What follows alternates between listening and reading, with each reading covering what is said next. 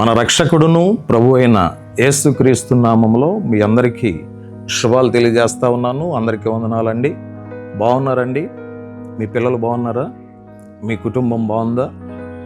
మీ అవసరతల కొరకు, మీ అక్రతల కొరకు అనుదినం మేము ప్రార్థన చేస్తున్నాం.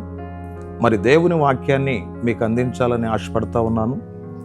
దేవుని వాక్యాన్ని అందించేటప్పుడు శ్రద్ధగా దేవుని వాక్యాన్ని వినండి. చిన్న ప్రార్థనతో దేవుని వాక్యాన్ని చెప్పుకుందాం. చిన్న ప్రార్థన. మహాపరిశుద్ధుడైన తండ్రి, నీ సన్నిధి నాతో ఉంచండి, నీ కృపను మాతో ఉంచండి. ఈరోజు వాక్య సందేశాన్ని వినుచున్న బిడ్డలందరినీ బలపరిచి అభిషేకించమని యేసు నామములో ప్రార్థిస్తున్నాం తండ్రి, ఆమేన్. ఈ దినము కొరకే ఏర్పాటు చేయబడినటువంటి దేవుని వాక్యం ఆదికాండము నుండి 32వ అధ్యాయము 11వ వచనాన్ని ఒకసారి మనం జ్ఞాపకం చేసుకుందాం. నా సహోదరుడైన ఏశావు చేతి నుండి దయచేసి నన్ను తప్పించుము.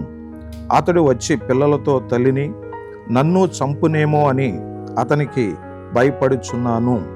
దేవుడు తన పరిశుద్ధ వాక్యమును దీవించునుగాక. దేవుని బిడ్డలారా, దయచేసి గమనించండి. యాకోబు భయపడుతున్నట్లు దేవుని సన్నిధిలో మొరపెడుతున్నాడు. ఈరోజు వాక్యం వింటున్న నీతో నాతో పరిశుద్ధాత్మ దేవుడు మాట్లాడుతున్నాడు.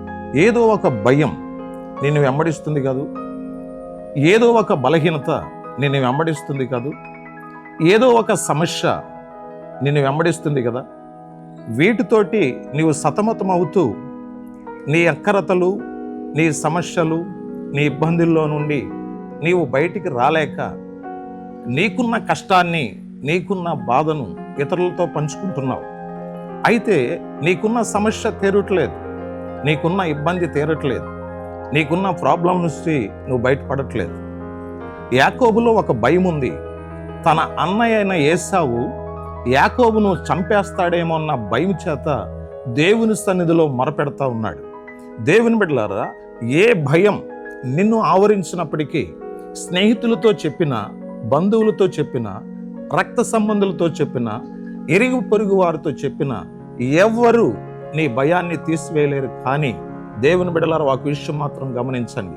మీరు స్త్రీలైనా, పురుషులైనా, విశ్వాసులైనా ఎవరైనప్పటికీ దేవుని సన్నిధిలో మొరపెట్టడం ప్రారంభిస్తే నీకు ధైర్యాన్ని దేవుడు అనుగ్రహిస్తాడు. దేవుని బిడ్డలారా, దయచేసి గమనించండి. ఆదికాండములో 33వ అధ్యాయము 4వ వచనములో మనం చూసినప్పుడు, దేవుని బిడ్డలారా, యాకోబు ఎప్పుడైతే ప్రార్థించాడో ఏశావు యొక్క మనసును దేవుడు మార్చేశాడు. చంపడానికి వచ్చినటువంటి ఏశావు యాకోబు మెడ మీద పడి ముద్దు పెట్టుకున్నట్లు దేవుని వాక్యం చెప్తుంది. యాకోబు ఎప్పుడైతే దేవుని సన్నిధిలో మొరపెట్టాడో తనకున్న భయం అంతా పోయింది. ఈరోజు చాలా సందర్భాల్లో చాలా మందికి చాలా భయాలు ఉన్నాయి కదండి. అప్పులను గూర్చినటువంటి భయం మనుషులను వేధిస్తుంది. భయంకరమైన అప్పులు. ఈ అప్పులు ఊబిలో నుండి బయటికి రాలేక చాలా మంది సతమతమవుతున్నారు. ఆర్థిక పరిస్థితుల నుండి బయటికి రాలేక అనారోగ్యం అనే భయం, మరణం అనే భయం, లోక సంబంధమైనటువంటి వాటి విషయంలో ఎన్నో విషయాల్లో కూడా చాలా మంది భయపడతా ఉన్నారు. ఆ భయాల నుండి బయటికి రావాలి అనంటే యాకోబు వలె నీవు, నేను, మనము, మన కుటుంబాలు మోకరించి ప్రార్థించవలసినటువంటి అవసరం చాలా ఉంది. ఈరోజు నీవు ఎందుకు భయపడుతున్నావు? ఎవరికి భయపడుతున్నావు? దేనికి భయపడుతున్నావు? దేని గురించి భయపడుతున్నావు? నీ భయానికి పరిష్కారం ఏంటి తెలుసా? దేవుని సన్నిధిలో మోకరించుటే అద్భుతం. నీవు ఈరోజే దేవుని సన్నిధిలో మోకరించి ప్రార్థన చేయి. నీవు నీ భయం నుండి విడుదలై పరిశుద్ధాత్మ దేవుడు నిన్ను ఆశీర్వదిస్తాడు. దేవుడు ఈ చిన్న మాటలను దీవించునుగాక. ఆమేన్. చిన్న ప్రార్థన చేస్తాను మీ అందరి కోసం. దయచేసి తలలు వంచండి. మహాపరిశుద్ధుడైన తండ్రి, మీకు వందనాలు. ఈరోజు మా బిడ్డలు చాలా మంది ఏదో తెలియని భయంతో బాధపడుతున్నారు. అటువంటి భయాల నుండి, ఆర్థిక పరిస్థితుల నుండి, శోధల నుండి ప్రతి ఒక్కరిని విడుదల చేయండి.